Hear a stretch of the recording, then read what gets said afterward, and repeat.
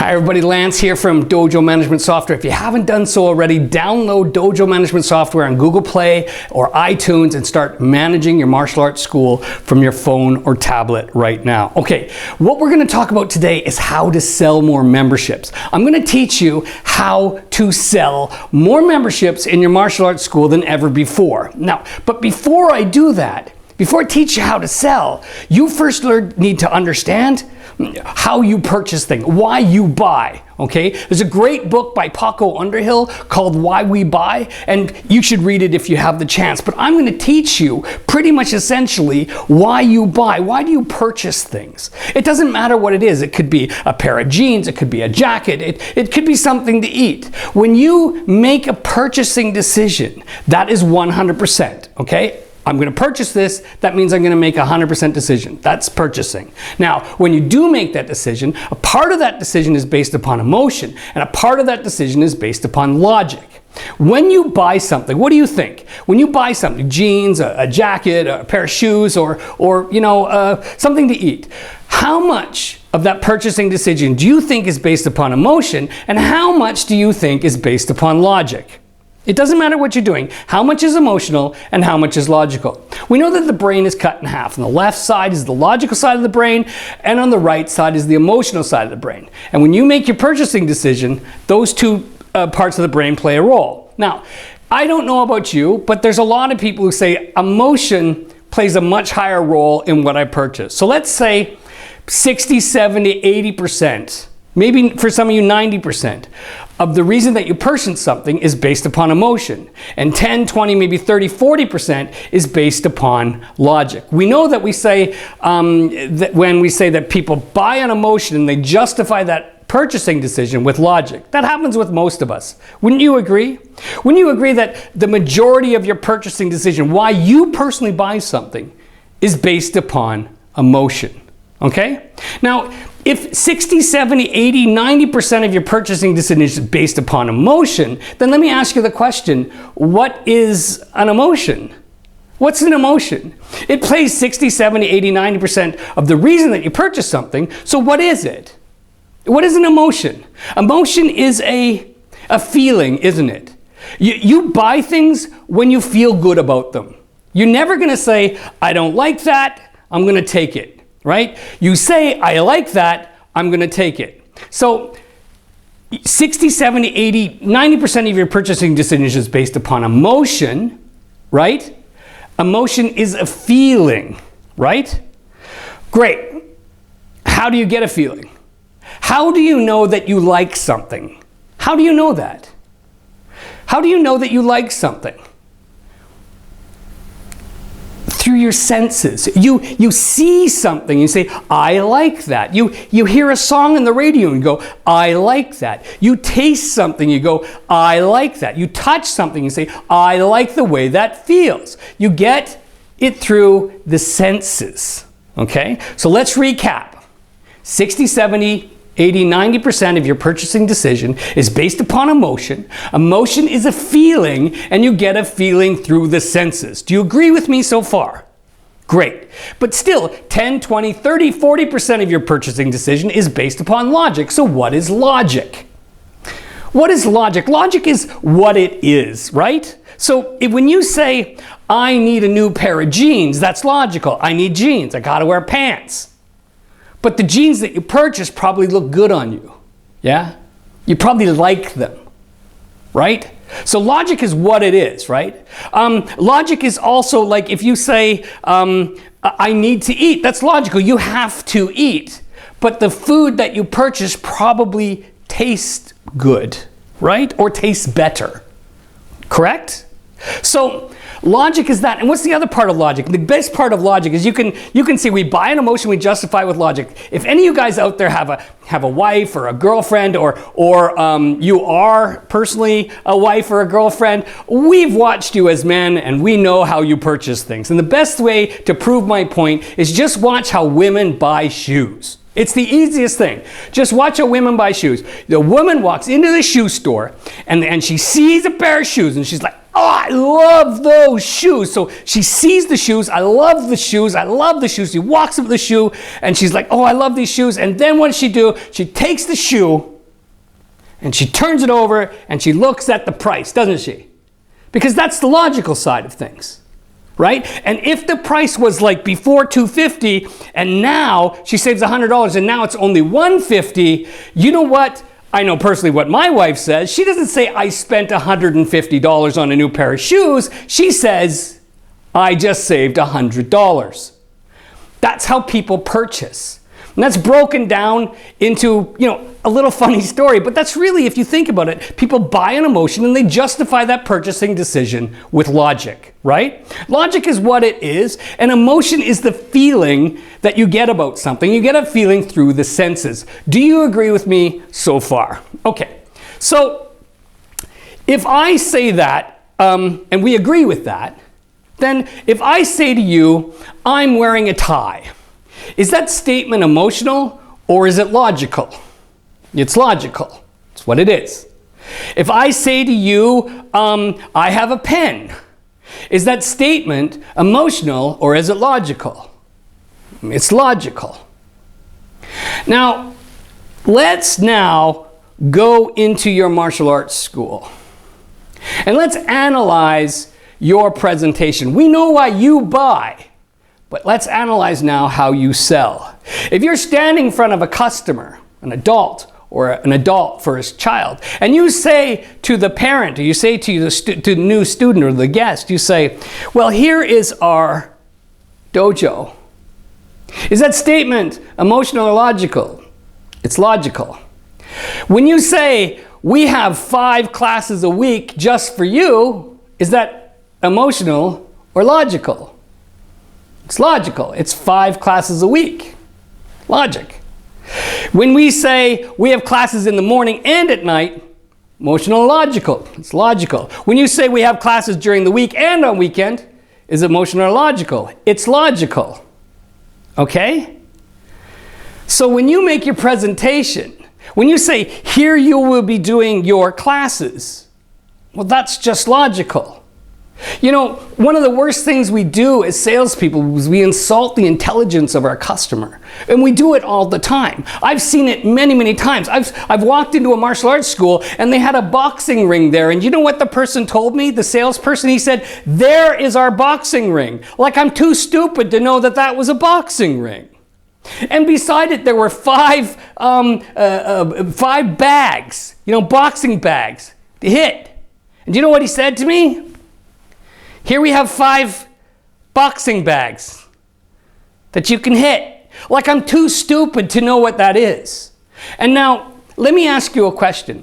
At the end of every presentation that you do, every sales presentation that you do in your school, what happens is just one or two things. Either the customer purchases a membership or the customer doesn't purchase a membership, correct? One or the other. They buy or they don't buy. Now, if they don't buy, they're going to give you one of just 5 objections. What are those objections? Right? What are those 5 objections that you're going to get? The first one is they're going to say, I don't have any time. Right. The second one, they're going to say, I don't have enough money. Right. What's the third objection? Third objection, they're going to say, I need to ask my husband or my wife. Right? Fourth objection, they're going to say, I want to compare your school to another school, right? Or the fifth objection, they say, I just want to think about it. Exactly. So at the end of every presentation, there only happens one of two things. Either the customer purchases something or they don't. And if they don't purchase something, they're going to give you one of 5 objections. Time, money, ask their husband or wife, compare it, and I want to think about it. Agreed? There might be one or two others, maybe, but I can kind of put them into those 5. Those are the 5 main objections that you get if somebody doesn't want to purchase. Now, of those 5 main objections, which one comes most? Which one do you hear the most? After you made your presentation, how many people actually say to you, I don't have time? They were just in the school. They just did a test. How many people say, I don't have any money? They don't actually say that, do they? The most people say what? They say, Thank you very much. That was a very, very good lesson, or it was a great introduction. I'm just going to go home now, and I'm just going to, think about it, and, just that's what I'm going to do. I just need a little bit of time to think about it. That's really what they say, isn't it? That's the objection that you get most. I just want to think about it. Agreed?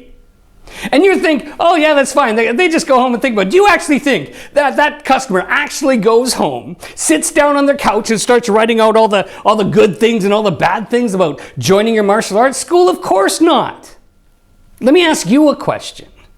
Have you ever told a salesperson that you just want to think about it? Has a salesperson ever presented a product or something to you, a service to you, and said, would you like to purchase that? And you said, you know what? Mr. or Mrs. Salesperson, I'm just going to think about that. Have you ever said that to a salesperson? Yeah? And when you did say that, did you go home and write down all the pros and cons? No, of course not. Let me ask you this. When you said to that salesperson that you need to think about it, not only did you not think about it, but let me ask you, did that salesperson do a good job? Did that salesperson understand your needs, your wants, and your desires? No. And when you told that salesperson that you just want to think about it, didn't you just make your decision right there and then that you weren't going to do it? How many you went back and bought from that salesperson? Yeah. And when somebody says to you they just want to think about, guess what? You might not have done a great job. And the only reason you might not have done a great job is because you personally buy on emotion, but you sell with logic. If you sell what it is and what it does, that's just logic. And guess what? If you're going to sell me on logic, then I'm probably not going to buy. I'm going to give you a good example. Let's say you're not selling martial arts memberships, you're selling furniture. You're selling furniture. So here comes in the person who wants to purchase some furniture, and the person says to you, hi. You say hi because you're a salesperson in the furniture, and you say to them, hi, yeah, what can I do for you? And then they say to you, I'd like to buy some furniture. And you say, super, come on over here. This is a chair. Or you say, well, let me show you this one. That's a couch. Wait, you want to buy furniture? Have you ever seen this? It's called a bed. You know what you do in a bed? You lie down and you go to sleep. I mean, if you said that as a salesperson in a furniture store, everybody would go, thanks a lot, I'm just going to think about that. Agreed? Because if you do the same thing in your martial arts school, if you say, here's the place where, that's a box ring and those are box sacks and you can hit a box sack and, we have martial arts here in our martial arts school. What did you think they were coming for, a swimming pool? Of course you're selling martial arts. I expect you to have more classes every single day. I expect you to have classes on weekend and during the week. That shouldn't surprise me. So are you insulting the intelligence of your customer, or are you selling emotionally? Here's the thing, we gotta take a step back and take a look at how we're selling, because if you're just selling what it is and what it does, you're selling with a logic, and you just agreed with me that you purchase everything on emotion. And if your main objection is, I just wanna think about it, then you need to analyze your sales presentation. And that's what we're going to do, and that's what I'm going to teach you, and you're going to get really good at it. But here's the thing.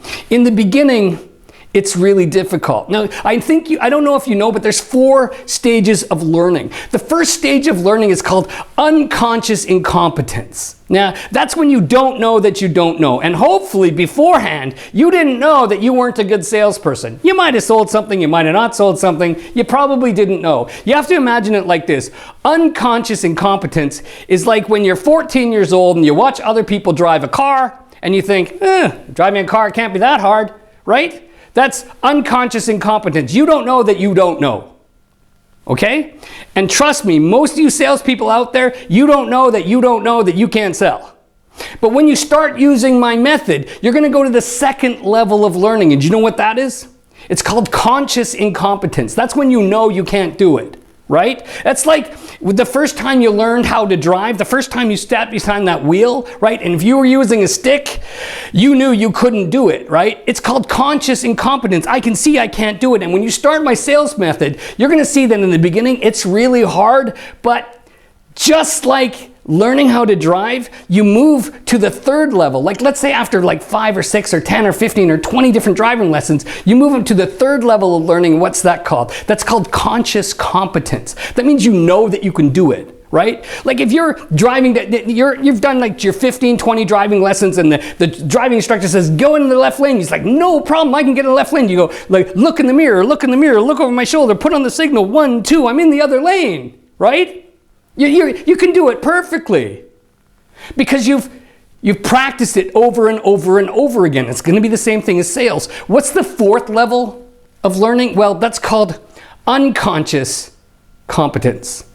All right? Unconscious competence is probably how you drive right now, right? You know, you're doing the radio, maybe you're doing your lipstick, you're looking in the mirror, you're text messaging. That's when you're unconsciously competently driving. Now, of those 4 levels of driving, what do you think is the most dangerous? Unconscious incompetence, conscious incompetence, conscious competence, or unconscious competence?